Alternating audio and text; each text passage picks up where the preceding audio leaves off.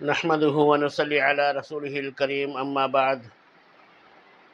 میرے محترم بزرگ دوستو، اللہ تبارک و تعالیٰ کا بے انتہا فضل اور احسان ہے کہ اللہ تبارک و تعالیٰ نے ہم لوگوں کو ایمان کی دولت عطا کی اور نبی کریم صلی اللہ علیہ وسلم کے امت میں پیدا فرمایا، اور بے شمار نعمتوں سے اللہ تبارک و تعالیٰ نے ہم لوگوں کو نوازا ہے۔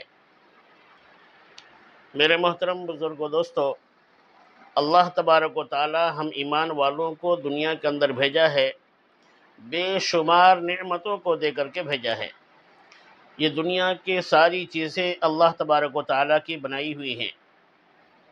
میں آج کے موضوع میں آپ حضرات کو یہ بتانا چاہتا ہوں کہ نماز جنازہ کی اہمیت زیادہ ہے یا فرض نماز کی اہمیت زیادہ ہے؟ نماز جنازہ پہلے یا فرض نماز؟ میرے محترم بزرگ دوستو، ہمارے یہاں 2 دن پہلے ایک جنازے کی نماز پڑھی گئی، اور وہ نماز جنازہ ظہر کی نماز کے بعد تھی۔ تو میں جب مسجد میں گیا تو لوگوں کو دیکھ کر کے حیران و پریشان ہو گیا کہ اتنے سارے لوگ کدھر سے آئے۔ جس فرض نماز کے لیے 5 وقت اذان دی جاتی ہے، ان نمازوں میں وہ سارے بچے جو جوان بچے ہیں، جو اللہ کے حکم کو، نبی کریم صلی اللہ علیہ وسلم کے طریقے پر چلنے کے لائق ہیں، جن کے اوپر اللہ کے احکام لاگو ہو چکے ہیں، وہ سارے بچوں میں سے کوئی بھی بچہ 5 وقت کی نماز میں نہیں آتا، کوئی 1-2۔ اور یہ ہمارے یہاں کی ہی بات نہیں ہے، بلکہ ساری دنیا کے مسلمان بچے جو جوان ہیں، ان سارے بچوں کی باتیں میں کر رہا ہوں کہ فرض نماز کی اہمیت اتنی نہیں دیتے۔ اور آپ دیکھیں گے کہ جب کوئی شخص مر جاتا ہے، اگر نماز جنازہ پڑھنی ہو یا جنازے میں شرکت کرنی ہو، تو جوان، بچے، بوڑھے، ہر ایک اس میں شریک ہو جاتے ہیں، اور یہاں تک کہ عورتیں بھی وہاں پہنچ جاتی ہیں دیکھنے کے لیے۔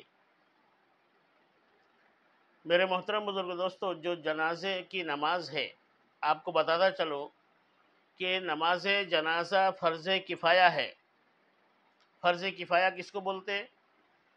فرض کفایہ کہتے ہیں اس نماز کو جس میں اگر 4-5 آدمی، 10 آدمی، 20 آدمی نماز جنازہ پڑھ لیں تو بھی سارے لوگوں کی طرف سے ہو جائے گا، کوئی شخص گنہگار نہیں ہوگا۔ اگر بالکل ہی کوئی بھی نہ آئے تو سارے لوگ گنہگار ہو جائیں گے۔ اور فرض نماز ایسی ہے کہ اس میں ہر شخص کی شرکت ضروری ہے، اس لیے کہ وہ اللہ کا حکم ہے، اور اللہ کے حکم کو توڑنا بہت بڑا جرم ہے۔ آپ ہر جگہ کا مشاہدہ کیجئے، دیکھیے، غور و فکر کیجئے کہ جنازے کے نماز میں اگر کہیں کسی محلے میں جنازے کی نماز ہوتی ہے، کوئی مر جاتا ہے، تو وہاں لوگ اتنے سارے جمع ہو جاتے ہیں کہ آپ جس کو دیکھے ہوں گے وہ بھی وہاں دکھیں گے، جو نہیں دیکھے ہوں گے ان کو بھی آپ وہاں دیکھ سکتے ہیں۔ تو مجھے بہت تکلیف ہوئی کہ نماز جنازہ میں شرکت وہ سارے لوگ کرتے ہیں جو کبھی 5 وقت کی نماز میں شریک نہیں ہوتے۔ لوگ اپنے کاروبار کو بھی چھوڑ دیتے ہیں، کام کاج بھی بند کر کے جنازے میں شرکت کرتے ہیں،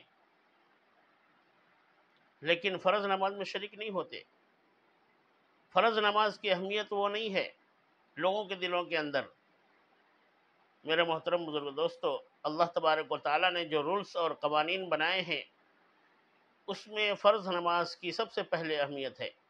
جو اللہ کا حکم ہے اس کو چھوڑا کبھی بھی نہیں جا سکتا، چاہے کچھ بھی ہو جائے، اس سے انکار نہیں کیا جا سکتا، اس کو چھوڑا نہیں جا سکتا۔ کام کاج کو، کاروبار کو ملتوی کیا جا سکتا ہے، لیکن فرائض کو نہیں چھوڑا جا سکتا۔ آپ کام کاج کو آگے پیچھے کر لیں، اللہ کے فرائض کو پورا کریں، تاکہ اللہ تبارک و تعالی ہم سے راضی ہوں۔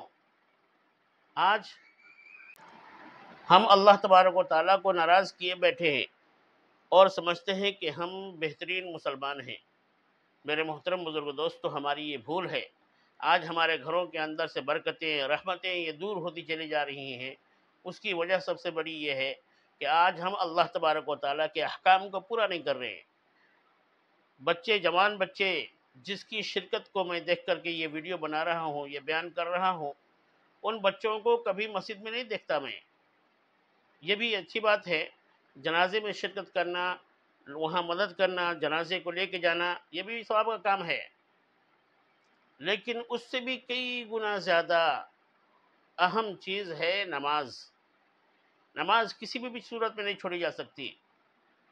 نماز کے لیے آپ اپنے سارے کچھ چھوڑ کر کے نماز کی اہتمام کرنے کی کوشش کریں، اس لیے کہ نماز ایک ایسی چیز ہے جس کو ہر حال میں ادا کرنے کے لیے کہا گیا۔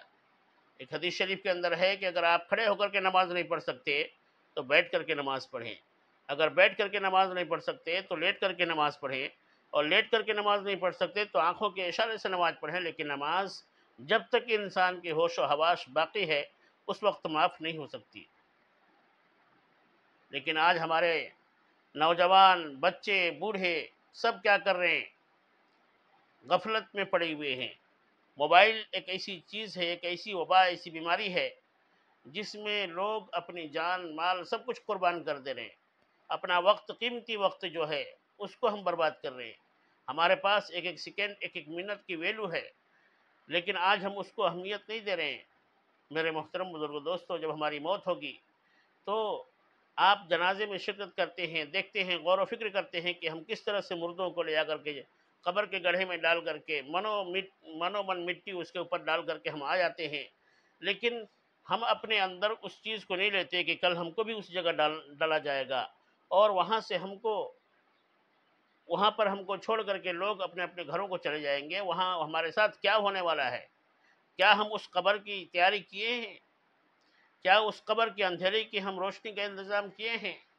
کیا ہم اس قبر میں جانے کی تیاری کیے ہیں؟ کیا وہاں تنہائی میں ہمارے دل بہلانے والا کوئی چیز ہے؟ کیا وہاں لائٹ کا، وہاں دل بہلانے کا، وہاں کا ساز و سامان کا ہم نے تیاری کی ہے؟ کچھ بھی نہیں کی ہے، پھر بھی اتنی بے فکری سے جی رہے ہیں۔